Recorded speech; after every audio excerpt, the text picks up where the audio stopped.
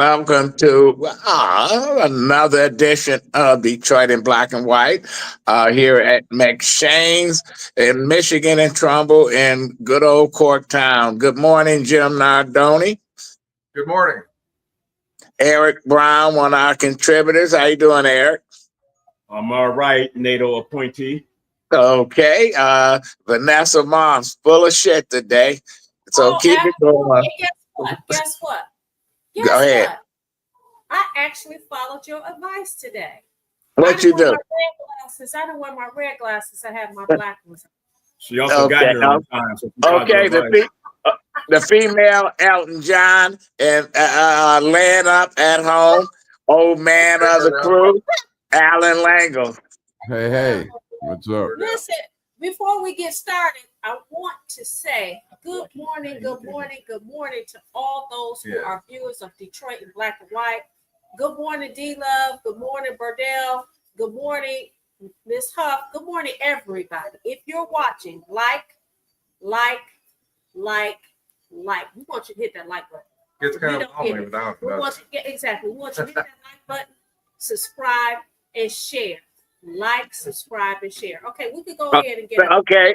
Well, what I want to say, we haven't done this in a while, and I'll start with you, Vanessa.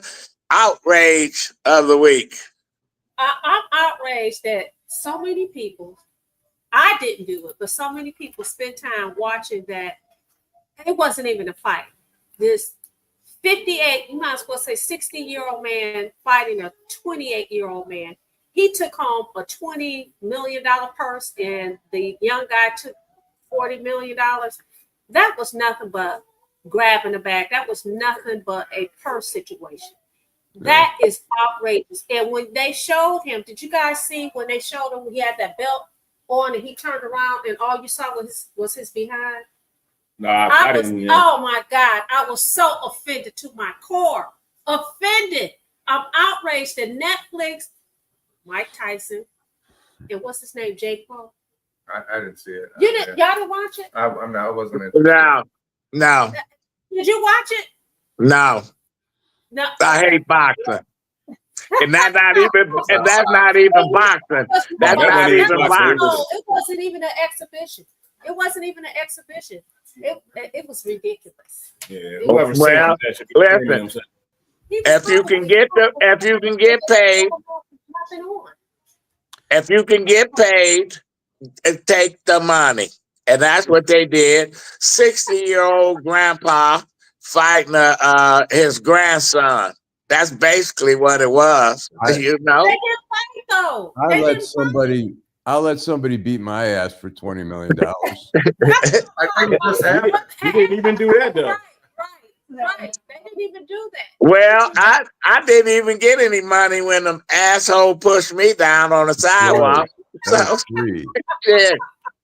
But anyway, Eric, your outrage of the week.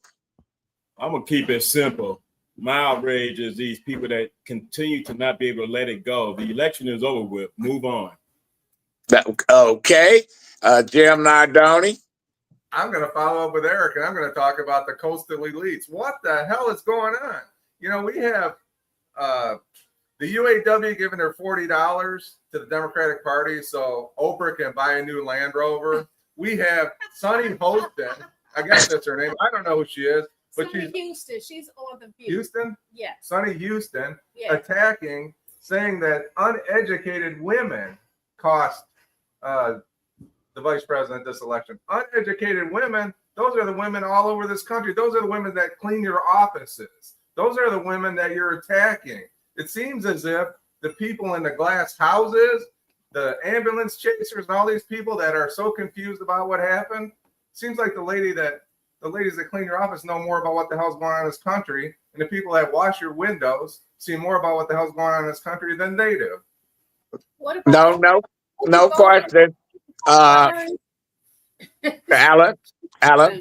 You know what? I'll address a little bit of the election here and say the group of people who are now saying, like there was an article in Newsweek saying some of the Arab Americans in Dearborn are now feeling betrayed by Trump.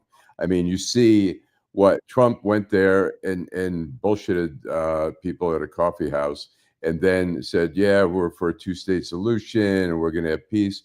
And then he appoints Mike Huckabee, who says there is no such thing as Palestinians. The defense secretary, the nominated one, says the same thing. And suddenly they're like, oh my God, they're trying to destroy the Palestinians. Well, hello. I mean, it's sad that people didn't listen to the message. They just wanted change or whatever it was. And now they're saying, it happened in 2016 with the Chaldeans. They all voted for Trump, a lot of them. And then Trump started rounding up people who had 30-year-old assault charges. And they were like, oh my gosh, he's betrayed us. Well, listen to, I'm not going to litigate the election, but there were a lot of people who weren't really listening to what Trump. Well, listen, people didn't like the messengers. It wasn't the message, because the messengers didn't have a fucking message. The Democratic Party was hijacked by progressives, the Rashida Tlaib's, Omar, AOC, and then on the other hand, you have the old socialist Bernie Sanders. Then you have the closet segregationists and Joe Manchin and them. So they were split up all over the place, and they just figure the usual suspects, that's black voters, they're gonna stick with the party. Union members gonna stick with the party. The Latinos gonna stick with the parties, and they didn't stick. It wasn't a vote for Trump. It was a vote against Biden and all the whole Democratic agenda. They fucked up. I kept saying for the last 2 months, where's the campaign at in Detroit and in southeastern Michigan for Harris? No. They did not have one. They didn't have it. But not just they that. were coming to rallies. They were coming to rallies, but they the- didn't have a great ground game. Go ahead. I'm sorry, Eric. Right, but the Arab community was not. I mean, they could be mad all they want. They were not going to vote for the Democratic Party anyway. I mean, hell, Jill Stein got a large percentage of that vote in Dearborn as well. So they just was not going to vote for the Democratic Party. So listen, I can care less what the Arabs think, because they don't like the Palestinians either. Right. If the Palestinians been in camps for 60 years because nobody in the Arab world wants to take them in. Jordan say we got too many. Lebanon blocked the borders. Egypt blocked the borders. Iraq, Iran, they don't want them. So here they are. Let me say something about that. In Lebanon, I mean, we're talking about 75, 76 years ago in 1948, where Israel became a state, and some either fled or were pushed out. And they created these camps, immigration camps or whatever. And there's 250,000 Palestinians in camps in Lebanon, southern Lebanon, and they won't let them buy land. They won't let them become citizens. And why? Because they keep saying, we don't want to let Israel off. It's 76 years already. They're saying we don't want to let Israel off the hook. So we have generations of refugee camps already. We're talking refugees. My parents came here and came to the U.S. in 1948. They were refugees. Their properties were seized in Poland, Czechoslovakia. They didn't wait around 75 years and say we're going to get our property back. I mean, it's a shame the whole thing is just whatever. Allan, everybody got their property stolen. Free slaves, they stole all our property. That's why people asking for reparations. Right. And then we get a president now elect again saying that he's for reparations, but for the other side. They play listen, all these games, but the bottom line is that the Arabs don't want to solve the Palestinian problem, and they get mad because listen, they at war. They could have had there could have been 2 states, and they didn't want 2 states. They wanted all or nothing. Adolph, Yes. can I ask you a question? Go ahead. What's your outrage? That's my outrage that that we spoke. You know what? I don't feel sorry for these folks that they interviewing on TV, undocumented alien, whatever he said. I'm undocumented. I'm from Mexico, but I voted for Trump. But now Trump is gonna deport me. Well, that's your fucking problem.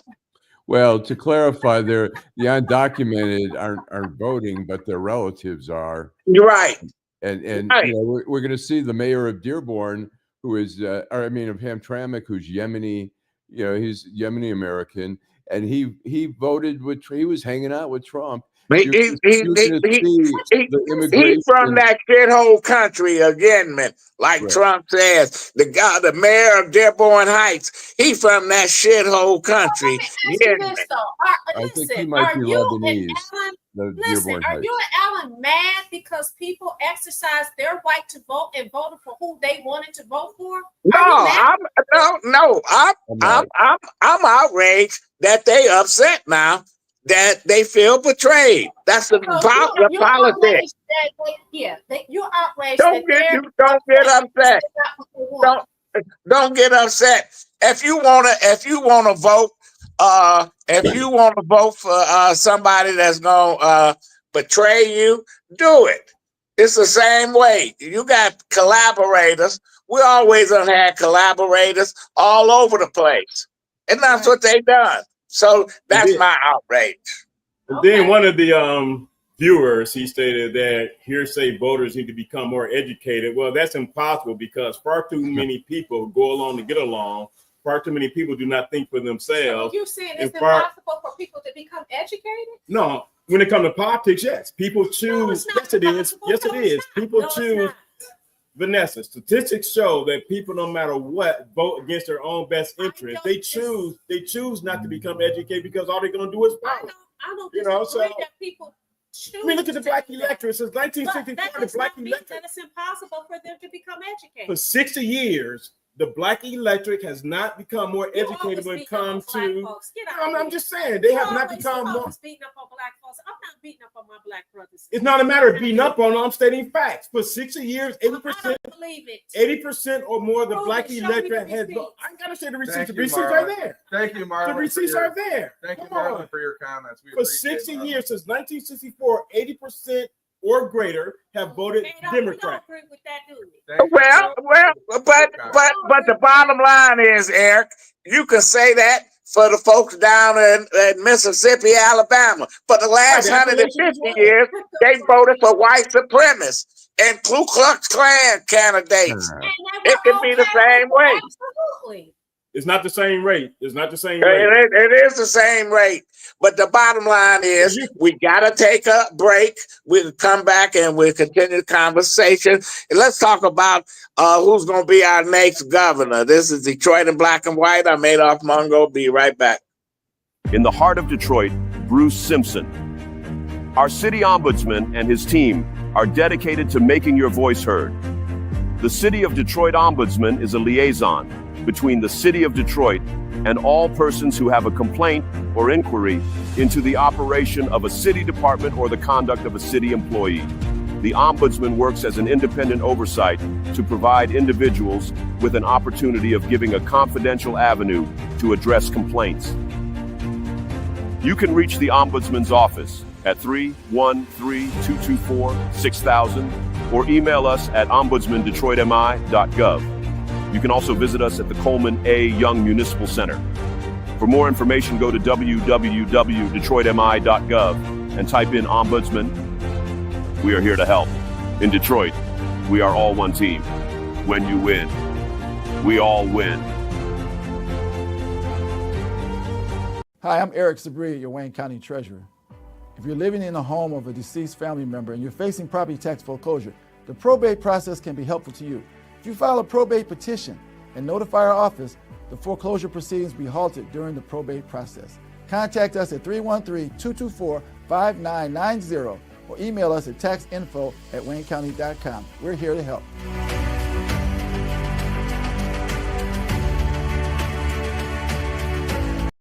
I love teaching others because when I first got into the healthcare field, people overlooked me. I was really a ninth grade dropout who had no education, but I was determined to make something of myself for my baby. So Motor City matched the funds I put into my business. They awarded me $20,000. So now I'm able to focus solely on first step healthcare training and give it everything it needs. All because I live in Detroit. Welcome back to Detroit in Black and White here at McShane's. Been reading a couple articles where they said that Mayor Duggan is the front runner to be the Democratic nominee for governor. Jim, I'll go to you first. Your thoughts on that? I don't think so. I think it's going to be the Secretary of State. I think it's already been decided. So, what's her name? So Jocelyn Benson? Jocelyn Benson. It's done. I think personally, I think it's done. I think the powers that be have already chosen Jocelyn Benson, and I think she'll probably be a strong candidate. Okay, Eric. At the end of the day, Mike Duggan will be the next governor. Why? Because the majority of this state will see him as saving the Negroes in Detroit, and that's going to be his main piece as how he's viewed throughout the state. He saved Detroit, and Detroit needed saving, and that's a platform he's going to run on. That's a platform that will be supported by the majority of the state. But that shit don't work in western part of Michigan. I lived there, worked there as a newspaper reporter. They don't buy into that, especially in Grand Rapids. Well, Vanessa. Grand Rapids voted blue, so it's gonna work. Grand Rapids voted blue. Well, I'm talking about the area itself, the DeVosses and their money. Go ahead, Vanessa. So who we're talking about? We're talking about governor. No, I know that, but has anybody even said who's running? You talked about Jocelyn Benson. You talked about Mayor Duggan. Garland Gilchrist. Garland Gilchrist running. And whoever else, right? Republican side, John James. John James, okay, yeah. No, I don't think so. I don't think that's Mike Rogers, perhaps. Maybe Mike Rogers, right? So I Candace Miller. Right, I did read that. But you know what? I don't know if that's true or not because that's been floating around for years. But Candace Miller, she's been it's been floating around for years, and she has not. She has not taken the bait, so I don't believe that. But I agree. I will piggyback on what Eric said that if it's Mayor Mike Duggan, what he will have is I would say that he has the ability. He has relationships with people on the Dem side as well as the R side, and so and he's built that coalition. And so I think that he will be a force to reckon with if, in fact, he runs. But again, we don't know who that person is going to be. If it's Jocelyn Benson that gets in the race, her problem is going to be this. One, to me, she's not as strong as people viewed our current governor, Gretchen Whitmer. Two, this whole debacle with the Secretary of State and the elections and stuff like that, and people are up there trying to pass legislation to get, to straighten out this thing with the Secretary of State, that's going to be a problem. That is going to be a problem. And the fact that the Democrats got swept in this last election, it is going to be a problem with someone who is not known to be a bridge builder. So why would that make Duggan the favorite if the Democrats got swept? I look at Republicans being a bridge builder. But I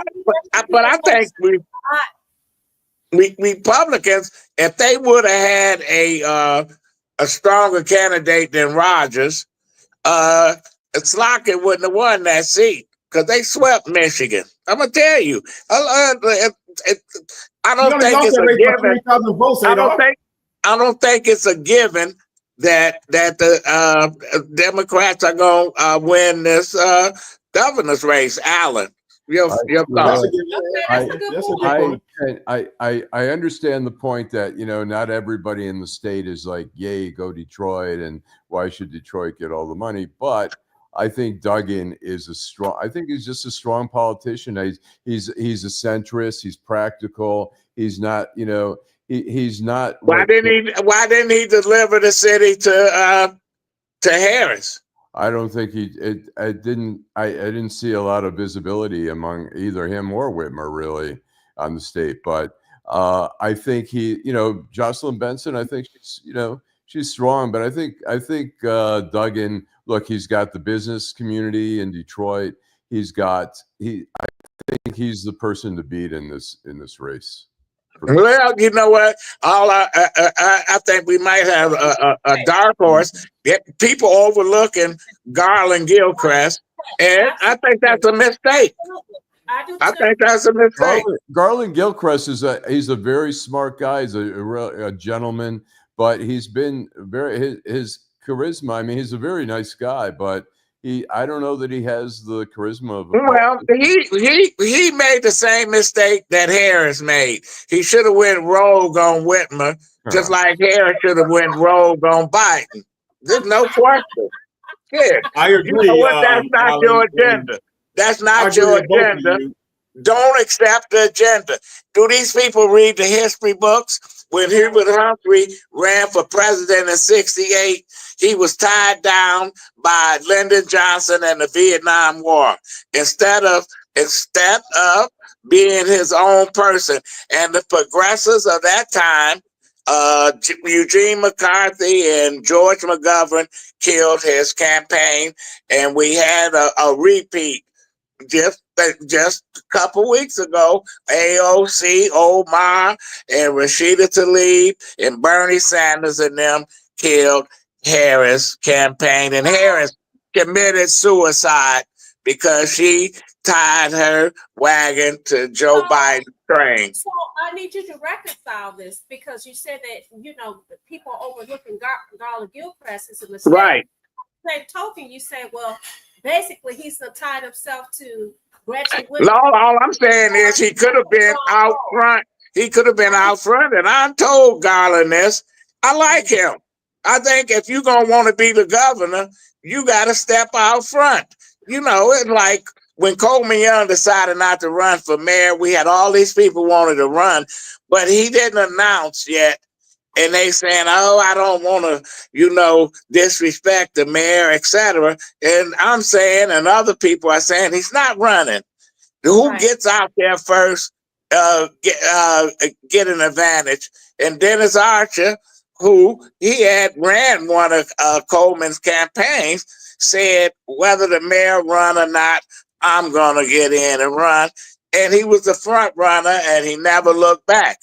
So you got to make those choices. You gotta cut your ties from the old school. And some of these people, they won't do it. So let's go back to Jennifer Granholm. She was decided as the governor before anybody knew who she was. The Democratic Party decided that Jennifer Granholm. No, it was Ed McNamara supported Jeffrey Feiger. Feiger won the nomination for governor, and he had no allies. He beat up on everybody. And McNamara came to Feiger, said, I'll support you. I got this little hack that work in my office as a corporate counsel. Her name is Jennifer Granholm. Nobody ever heard of her. And Feiger interviewed her in his office. I was right there. And all he said, I want you to be loyal to me and the party. She said, yes, yes, yes. Soon as she got the nomination, she went south on Feiger. Wouldn't be seen with Feiger. Denounced Feiger. And at the end of the day, the Democrats went down in flames, except Jennifer Granholm won for Attorney General. And from day one, she was running for governor. That's how Jennifer Granholm got there. Let me go back to the Gilchrist point you made, Adolph, and I agree with you 100%. At the end of the day, he had an opportunity to stand out when all the talk about stepping out, stepping down, and them anointing, slocking, that the average person would not know her from a hole in the wall. And he had an opportunity to say, the hell with all this. I feel I'm capable, or more than capable. He had a platform, and when he ran for city clerk, look how many votes he got then. So he was building up a platform, but he allowed himself to plateau and then get silent when an opportunity for him. Well, he was a loyal lieutenant. I have to give him credit. You want somebody that's going to be loyal to you, got your back and stuff. But there come a time, if you got ambition, you know. Let me ask you this: is it too late for him to go wrong? Is it too late? I mean, yeah, it is, because the term is almost over. He just got to define himself, who he is. Redefine himself. Yeah, he got to let people know who we are, and people got to stop saying he should run for the mayor of Detroit. He don't want to be the mayor of Detroit. Oh goodness, I'm not gonna say anything because he's gonna get mad. Well, no, you said who he are. As Eric said, didn't you go to Oak Park High School? No. You gonna throw me under the bus? And he went to U of M. No, I got bused to Oak Park. Tell him, Lengel. How did I get to Oak Park? Yeah, the township students were bused from Royal Oak Township to Oak Park. That's why he's from Royal Oak Township. Have a school system. Get out of Oak Park, but you can't take Oak Park out of the kid. Right. That's well, right. You know what? We Go have ahead. a guest who came a few minutes. She came a little bit early. Congratulations, Miss Monique Bryant, newly elected to the Detroit Public School Community District. With her, Okay, we're gonna play musical chairs for a second. This camera's not working that good over there, so I'm just gonna sit over there. So, Monique, we want you to join in on the discussion, and I'm sure Adolph got 5 million questions to ask you as well. Well, we was debating last night. We was debating about who should control eventually. Should the mayor? We were talking about should the mayor be able to appoint his own school board members, like in Chicago and New York, and so we been debating all that. Your thoughts? Well, I mean, just from being a lifelong Detroiter, I would not necessarily want to see that. I mean, why? Well, education is so political already. Exactly. And everyone has an agenda. And that's the problem that I think we have.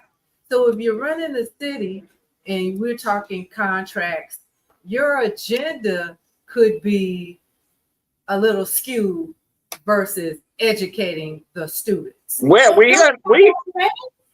you have that already? Well, we have that already because I believe that you do have some attachment to some political allies, and that is what the board members have not been doing. And I'm speaking just with this current administration.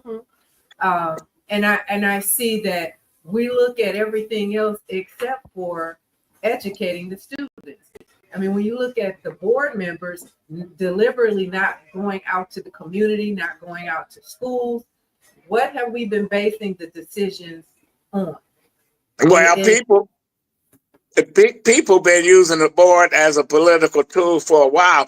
And we're gonna take a break and come back and we talk about how when the state took over from the school district, when they took over DPS, it was in the black, had $1 billion bond, and they just went through the bond like it was an ATM card. We're gonna take a break. We're gonna come back with Monique Bryant, a newly elected school board member. When are you gonna be sworn in? I'll be sworn in. Actually, we're doing a swearing in on December the 4th or 5th, if that would be the case.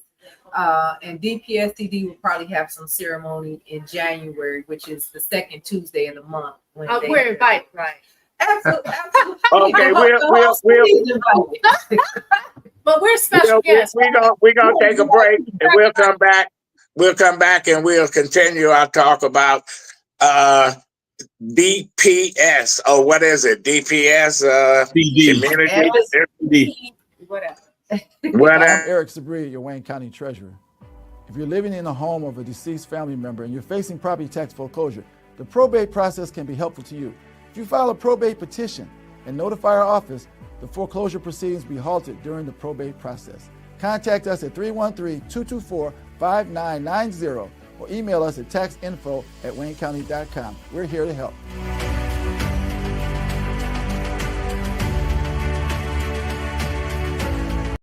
I love teaching others because when I first got into the healthcare field, people overlooked me. I was really a ninth grade dropout who had no education, but I was determined to make something of myself for my baby. So Motor City matched the funds I put into my business. They awarded me $20,000. So now I'm able to focus solely on first step healthcare training and give it everything it needs. All because I live in Detroit. In the heart of Detroit, Bruce Simpson. Our city ombudsman and his team are dedicated to making your voice heard. The City of Detroit Ombudsman is a liaison between the City of Detroit and all persons who have a complaint or inquiry into the operation of a city department or the conduct of a city employee. The Ombudsman works as an independent oversight to provide individuals with an opportunity of giving a confidential avenue to address complaints.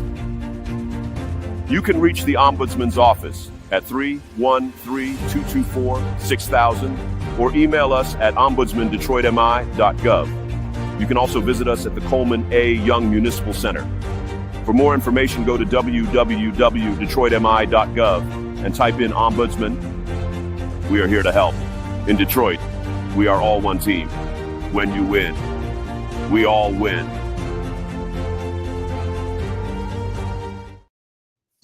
Well, welcome back to McShane's here in lovely Court Town. I'm Adolph Mongo. Vanessa, you go ahead with the first question for Monique. Okay, so Monique, you strike me as a rebel. What's going to be different with this board than the previous board?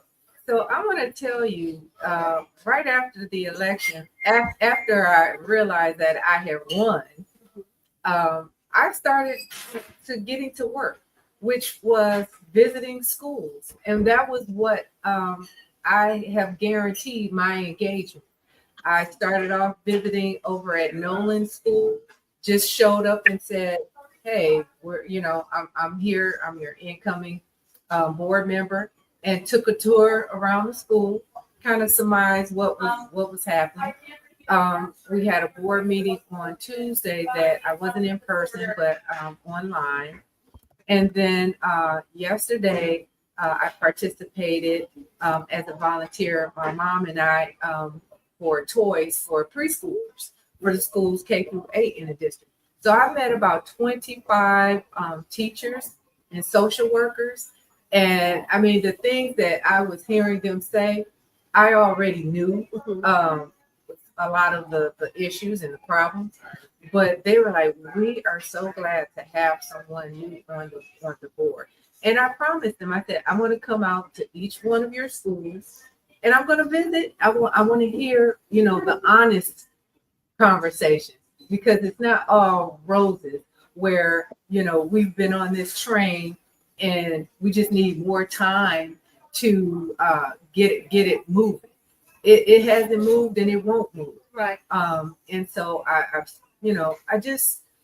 what I'm bringing, my skill set and my network is community. We have to have the engagement, because what people fail to realize is they disassociate themselves with the school district because they say, my kids are grown. I don't have kids in school. We had this situation with the taxes. So they don't see themselves as being homeowners, paying taxes that are the foundation for how our schools are funded. So we've got to turn a lot of that around. But I see myself as being that person that's going out in the community, sounding the alarm that your voice is needed. And that's going to, I think, push back on a lot of what we have been seeing here in the past. Well, where do you go ahead, Allan. And then Eric. Where do you begin? Do you grab one thing and say, I'm going to focus on reading, or I'm going to focus on the facilities or recruiting, or where do you start? It's so monumental. So for me, the community engagement office is where I start, because number one, that money is parent money that is used in the school for parent programming. And I don't want to see any more paint parties, some of these things, that a whole catalog. Parents are not coming out to that. They're not. On my way here, I ran into a parent. She's 27. She has a 4-year-old that's in pre-K, and a second grader, and she has a 5-month-old baby. She graduated from Osborne. She just was let out of a facility this week, spending 72 hours for some domestic things. And I'm like, she's like, I said, did your kids go to school this week? She said, well, my aunt sent them to their dad. We need some real problem solving for these parents. And she's just at the beginning. So imagine if we don't get a handle on her situation. Now she finds herself homeless, with 2 kids that she's got to try to get to Brenda Scott on Monday. But even if you, let me ask her this though. I want to follow up on it. Even if with her being able to get those kids to school, the reading scores are horrible, the math scores are horrible for this district. Getting them to school is just a very small part of it.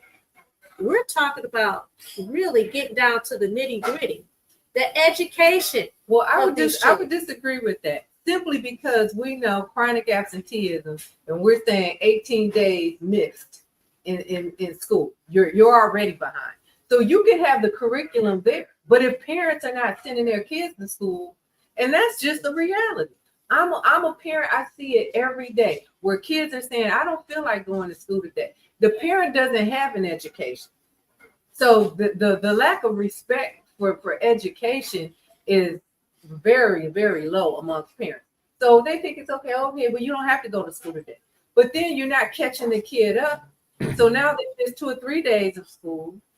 There's no homework coming home.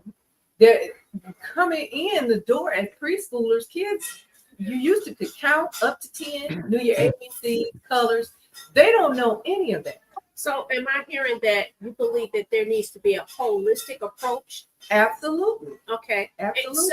And with the holistic approach, 1, where's the money coming from? And 2, where are the people coming from? To providing this holistic approach. They don't have the money, and they don't have the people. They don't even have the students. So the reason why I'm going to push back here is because we look at the dollars funding coming in from state and federal. When I tell you the philanthropic money that comes into this district from Kresge, from DTE, a lot of these companies that just put money into programs and partnerships with. Who's spending, Monique? Who's spending that money? That would be the superintendent and his staff, because that money is part of the budget. They donate to the school district, so you roll that into your budget for the programs that you wanna have.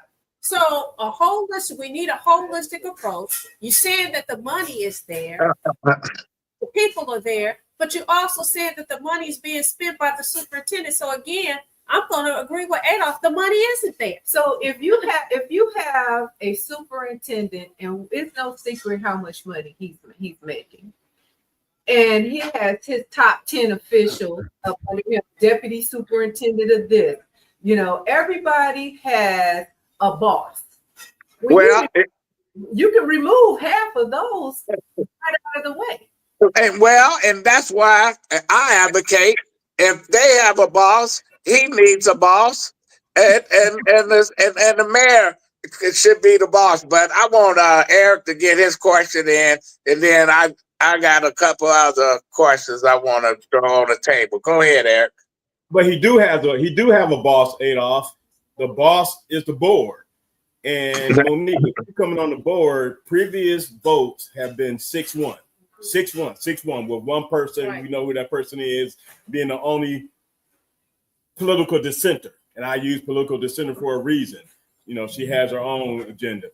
But you guys, what are you going to do to convince the rest of the board members that he worked for you, not the other way around? Because from the outside looking in, from what I've seen, and based on my observation over the last 7 years, the board feels that they work for him and not the other way around. So what are you going to do to let those other dissenters or bedmates understand that he worked for you all?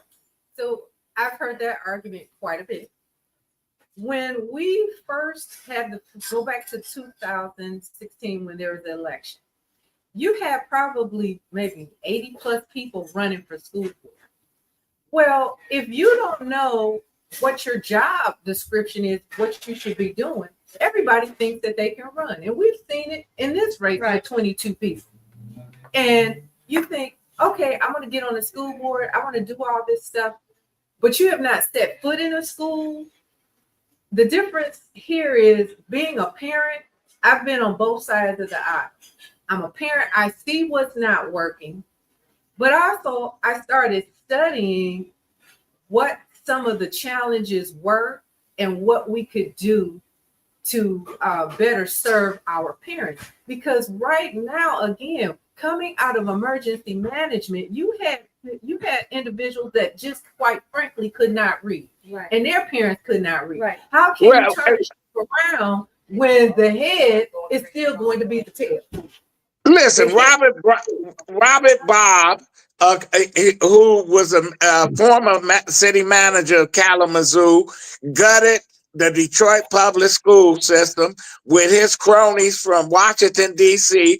They came in, made all this money, lived in Detroit part-time, and ran the school system in the ground, went to Chicago. He brought it. They had the same team, and that team, half of them went to jail for looting the treasury of the school district.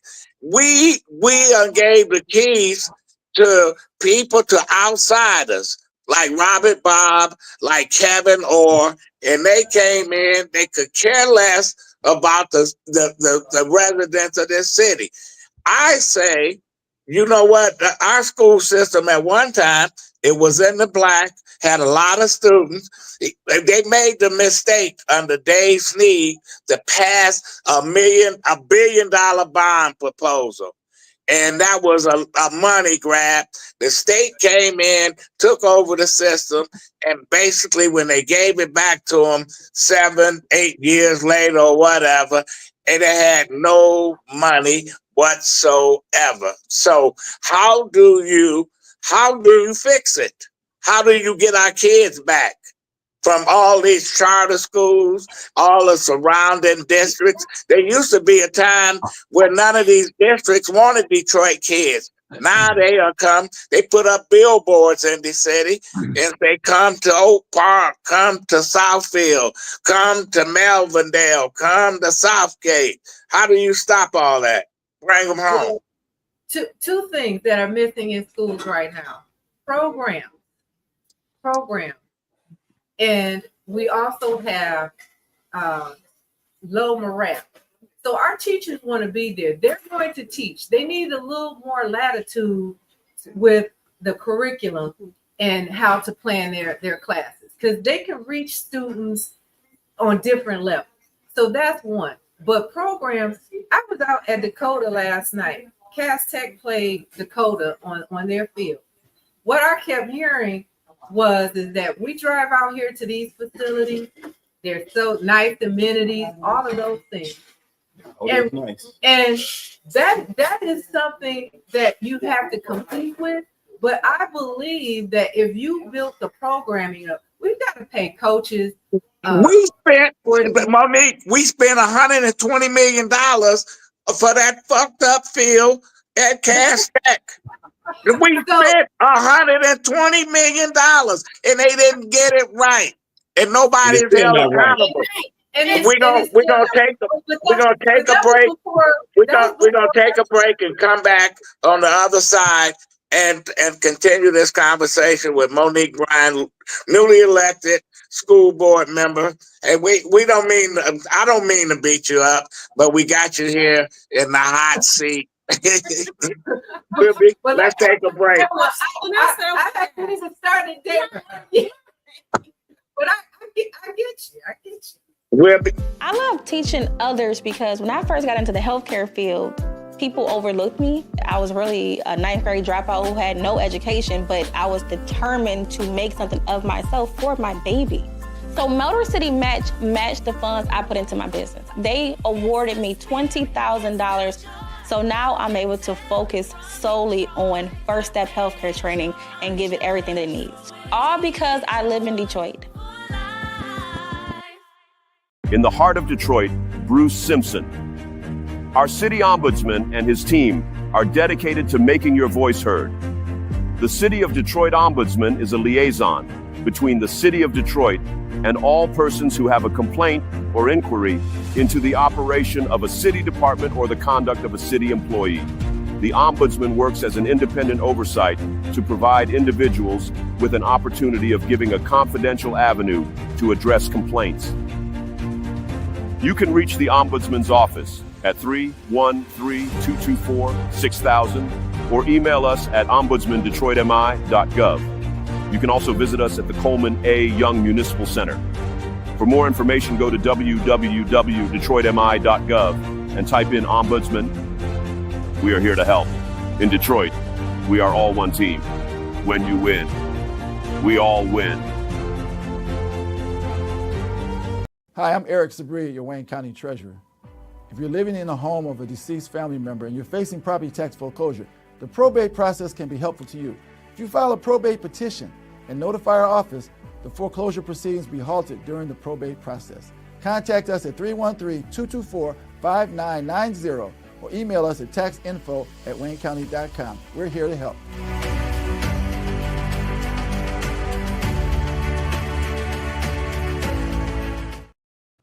Well, welcome back. I just have one question and I'll open it up to the panel.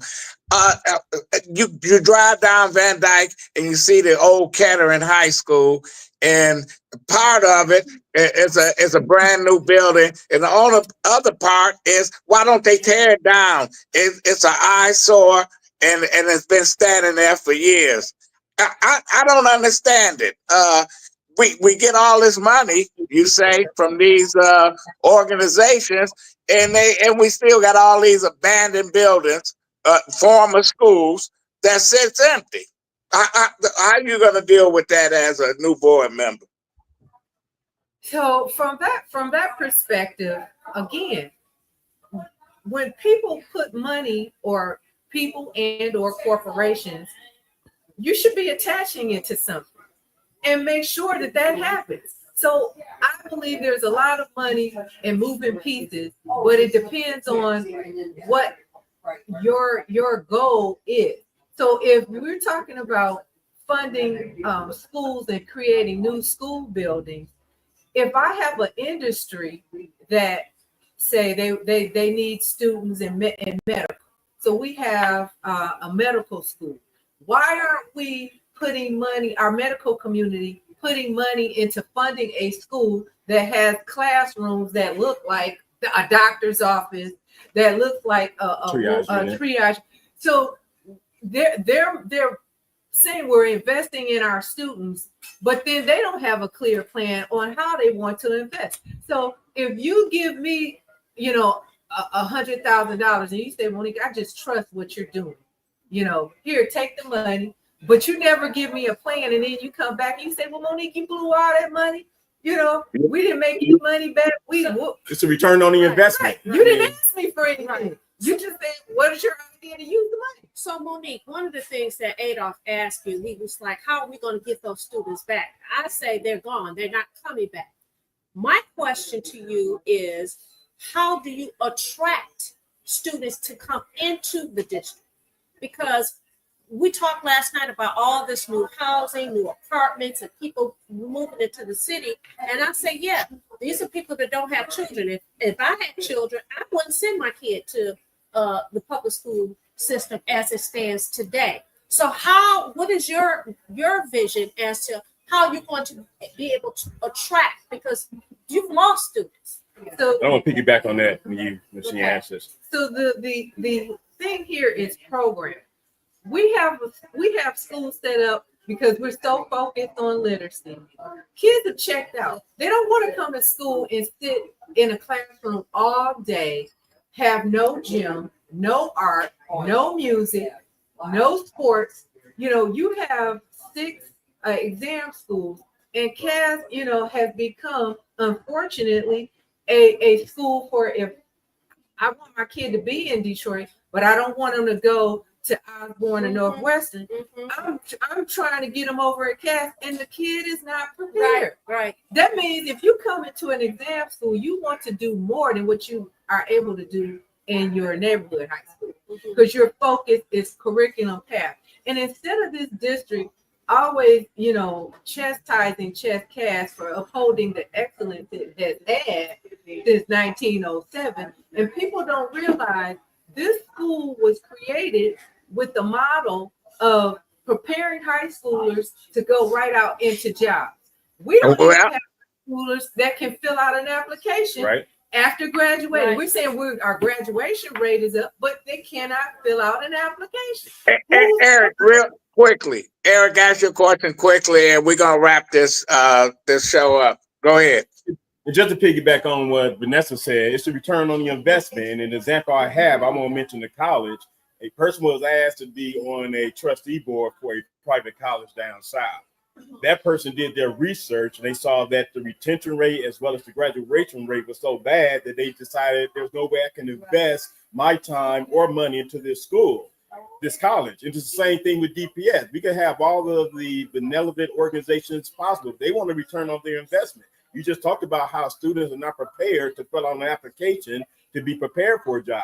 And that's where the rubber meets the road. And to Vanessa's point, you're just not going to bring them back. I mean, it's a hope and a dream, but in reality, that utopia about bringing them back just not going to happen, unfortunately. Well, we're not going to have a world-class city if we don't have a world-class school system. Okay, I'm going to go to you, Allan. Your final thoughts. My final thoughts are, I'm just going to be optimistic and say, go Lions. Jim, your final thought. Simple, very simple. Monique here today, and she has an awesome responsibility. She is now, I guess, on the board of directors of $1 billion. That's a billion-dollar corporation, arguably, and it's an awesome responsibility. And I'm going to do well. And I don't take that lightly at all. And so I hope to be a change maker. And even though there's a board of 7, any change at any school is going to get us in the right direction. And in 2 years, we're having another election, and perhaps those board members who don't want to step over and do their job, right, we should be preparing candidates right now. And that also means educating people. People need to know and look at these people track records, what they have or have not done in the community first. Exactly, and make an informed decision. Stop doing the same thing and expecting different results. Okay, Eric, your final thought. I spent a lot of time analyzing the 50 members that was running for the board, and the 3 people that I endorsed, one of which was Monique, was based on knowing what they were doing in the community first. So to that point, my final thought is be prepared by showing people who you are before you put your name on the ballot. Well, and Monique, I have one last question of you. Our next superintendent should there be a clause in his contract or her contract that says if you if if if you have a school age kids that they should the mandatory attend the Detroit public schools if you're going to be the superintendent? Shouldn't that be part of that contract? I'm for that policy. And, you know, as a parent, I don't think you should be on the board yelling you're a parent, but you're a parent outside of the district. So I'm always big about having skin in the game. And that has to happen from the top. You can't expect your parents to do one thing and you're a parent and your kids are not in the district for whatever reason, because you have the power to make it better for your own individual students. Well, you can go ahead. Go ahead. Yeah, I said you get the last word, Monique. Your vision. Your vision. What are you talking about? You had a final thought. You know what? You can't hog the final thoughts. No, we're not gonna do that. We're not. You can't hog the final thoughts, baby. You can't hog the final thoughts. Listen, mute, Teresa, mute her phone. Mute her, Michael.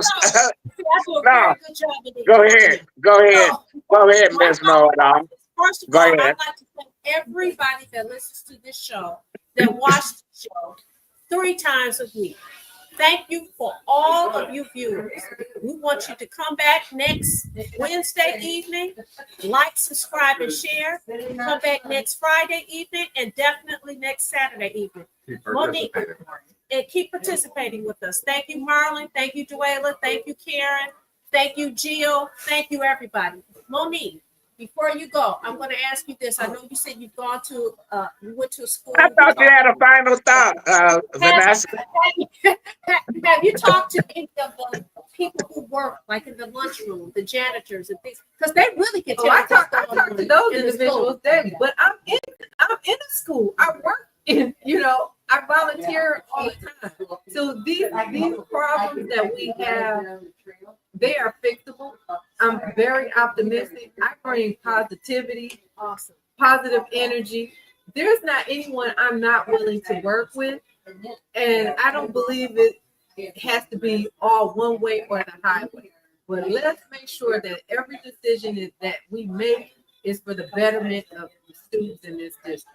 And that's what I can serve. Is that your final thought, Vanessa? You done had 3 final thoughts now. You have interjected your final thoughts all over the place. We don't want none of your more final thoughts. My final thought is goodbye, Adolph. No, it ain't. This is my damn show. I get the last word. Bye. When you get back in town. Goodbye. Okay. Bye. I get the last word. Bye, Felicia. I get the last word. Bye, Felicia. Bye.